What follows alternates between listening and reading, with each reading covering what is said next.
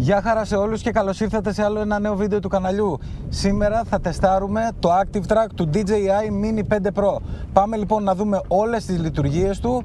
Τώρα το έχω βάλει και κάνει track το αυτοκίνητο στο πλάι, όπως βλέπετε στο αυτόματο όλα, δεν ακουμπάω κανένα χειριστήριο. Αλλά θα δούμε πως κάνει track και σε άνθρωπο, σε μένα δηλαδή, για να σιγουρευτούμε ότι όλα είναι έτσι όπως πρέπει να είναι. Πάμε!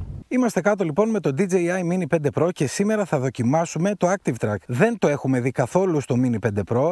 Η αλήθεια είναι ότι όλα τα reports που έχουν έρθει και βλέπουμε αριστερά και δεξιά δείχνουν ένα πολύ καλό και βελτιωμένο Active Track σε σχέση με το Mini 4 Pro φυσικά. Γι' αυτό λοιπόν και ξεκινήσαμε με ένα πολύ ωραίο πλάνο με Active Track. Φυσικά το έκανα, είχα αφήσει το χειριστήριο δίπλα στη θέση του συνοδηγού και οδηγούσα, με ακολουθούσε αυτόματα, το είχα βάλει να με ακολουθεί στο πλάι. Πολύ σταθερό, η αλήθεια είναι ότι πέρασε και μπροστά από κάτι θάμνους που καλύπτανε το αυτοκίνητο και με έπιασε ακριβώς μετά, δηλαδή δεν με έχασε, οπότε αυτό είναι πολύ θετικό. Αλλά πάμε να δούμε και πώς κάνει Active Track πάνω μου. Πρώτα απ' όλα θα απογειωθούμε. Ωραία. Έχουμε έρθει εδώ στο κλασικό σημείο που κάνω τις δοκιμές και πάμε λίγο πιο μπροστά. Θα μετακινηθώ και εγώ λίγο πιο μπροστά, λίγο πιο πάνω, να το γυρίσουμε προς τα μένα και να αρχίσουμε. Έχω τη μεγάλη μπαταρία πάνω, έχει 41%. Φυσικά και έχω φέρει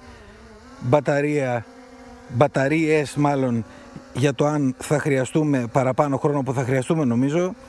Λοιπόν, διαλέγουμε Active Subject Tracking μάλλον εδώ πέρα, συγγνώμη, Focus Track Enable, το έχουν αλλάξει 10 φορές και απευθείας βλέπετε ότι υπάρχει το SYN στο αυτοκίνητο και το SYN εδώ σε μένα, που σημαίνει ότι έχει εντοπίσει εμένα και το αυτοκίνητο, το αντικείμενο σαν αυτοκίνητο, και μάλιστα αν το πατήσω το αυτοκίνητο θα δείτε ότι αναγνωρίζει και αυτοκινητάκι από κάτω.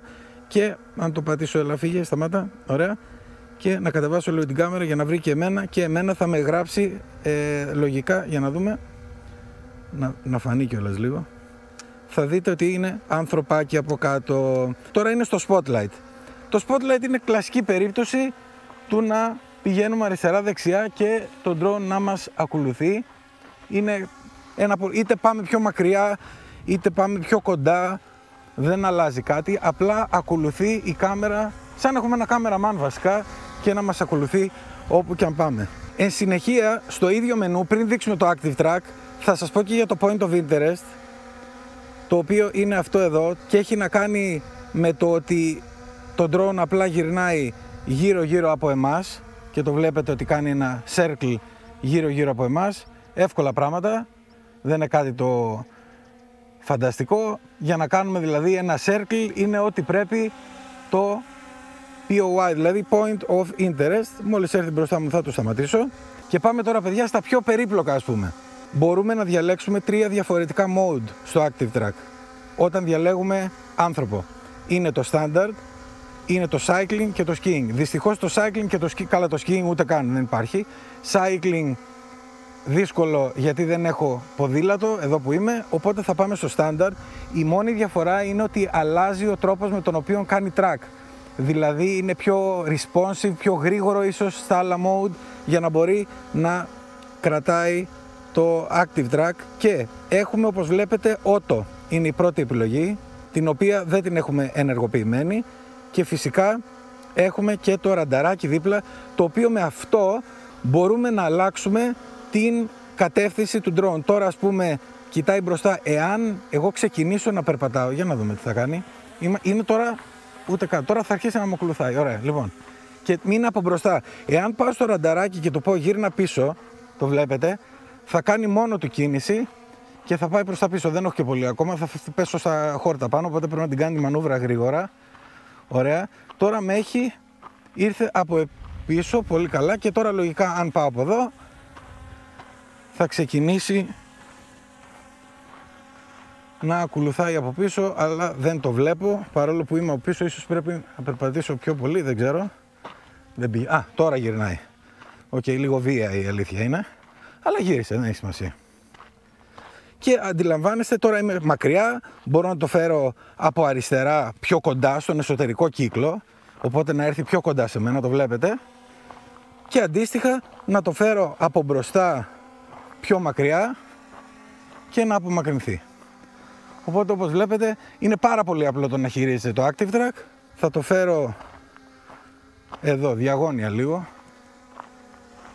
Έχει πάει πολύ μακριά. Τώρα είμαστε στον εξωτερικό κύκλο. Να το φέρω διαγώνια και θα γυρίσω προς τα πίσω. Να δούμε αν θα με ακολουθήσει στην γύρα. Ωραία, πήρε θέση.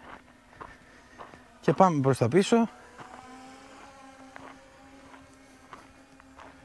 Ακόμα εκεί είναι. Δεν βλέπω να έχει αλλάξει.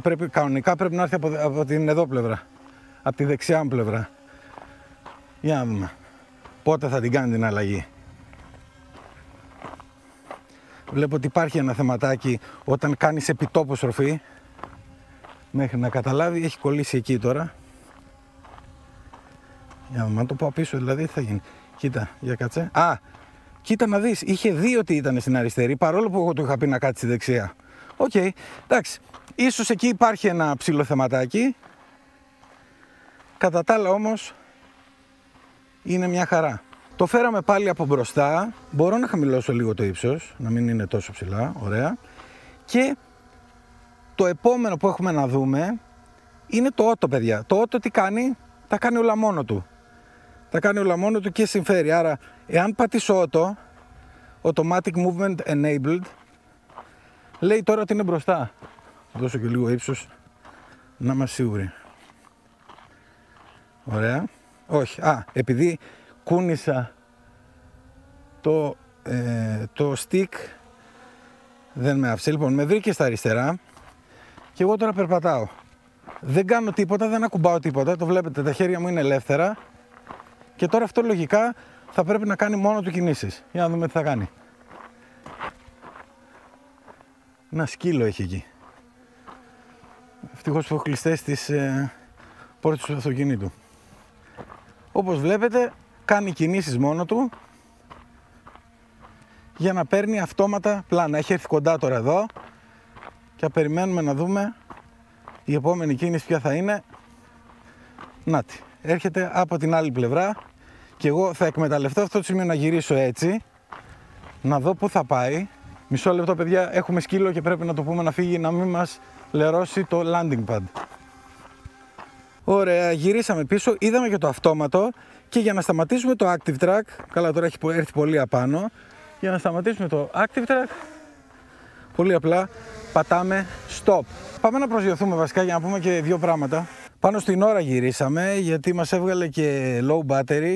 Εντάξει, είμαι με τη μεγάλη αλλά είχα ξαναπετάξει δεύτερη, τρίτη πτήση. Το καλό με τη μεγάλη μπαταρία είναι ότι εγώ στους δεν βγάζω μία πτήση ολόκληρη με μία μεγάλη μπαταρία. Είτε είναι με το Mavic 4 Pro, είτε είναι με R3S, είτε είναι τώρα με το Mini 5 Pro. Δεν βγάζω με τίποτα μία πτήση, μία μεγάλη μπαταρία, γιατί ο χρόνος είναι πάρα πολύ μεγάλος και να σας πω την αλήθεια, κουράζεσαι να είσαι συγκεντρωμένος πάνω στο χειριστήριο τόση ώρα. Οπότε συνήθως με μία μπαταρία βγάζω δύο πτήσεις και σήμερα έκανα μία πτήση προχτές.